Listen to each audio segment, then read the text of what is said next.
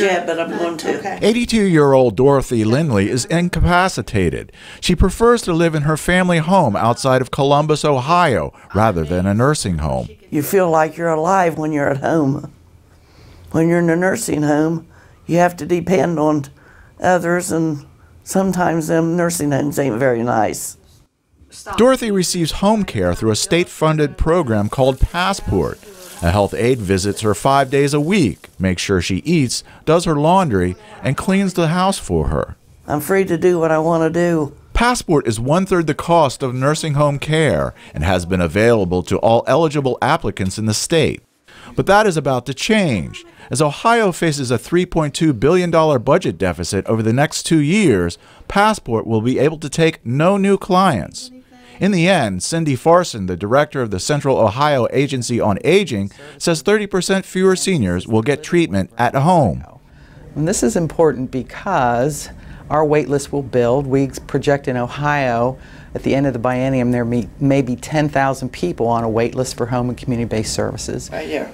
Cindy says the cuts will force about 2 in 10 new applicants into nursing homes at 3 times the cost. And many have criticized the spending plan by the state legislature and Governor Ted Strickland. The state would raise some revenue by adding slot machines at racehorse tracks, but there are no plans to raise taxes. Where are y'all from? Nationwide. Lisa Hamler-Fugit is very critical of the budget. As director of the Ohio Association of Second Harvest Food Banks, she sees the impact of the economic downturn every day. She wanted to raise taxes rather than cut social services, and says now people will go hungry.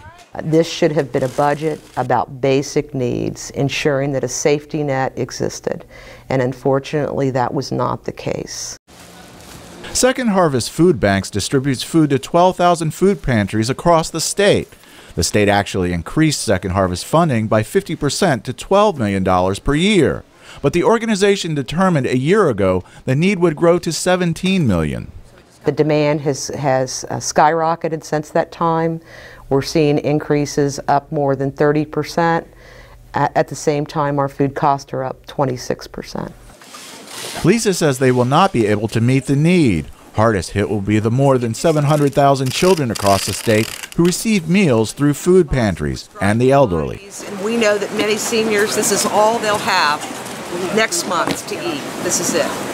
And as we see our lines growing longer every day with fewer and fewer resources to provide to them, that I fear we're at risk of losing our democracy to allow hunger not only to exist but to grow exponentially in our communities, in our state, and in our nation. Ohio's state-funded library system will also take a deep cut. To the crowd waiting for the Columbus Metropolitan Library to open on a typical morning, Science, Business, News, Information. Steve, how can I help you? the library is no longer just a place to lend books. It offers an array of community and social programs. There are classes in resume writing, computer access for low-income citizens, and after-school programs for disadvantaged children.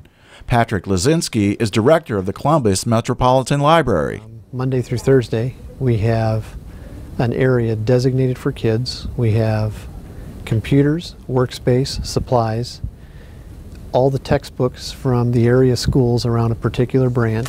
If you're happy and you know it, stomp your feet. Patrick says he has not decided how to address the 2-year 30% shortfall, but hopes not to hit any one thing too hard.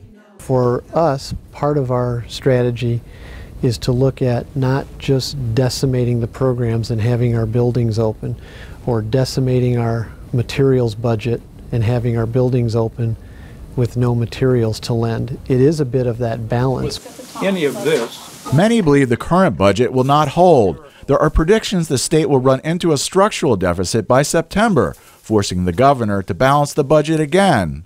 Many in the social services field will view that as an opening to pursue tax increases to fund vital services.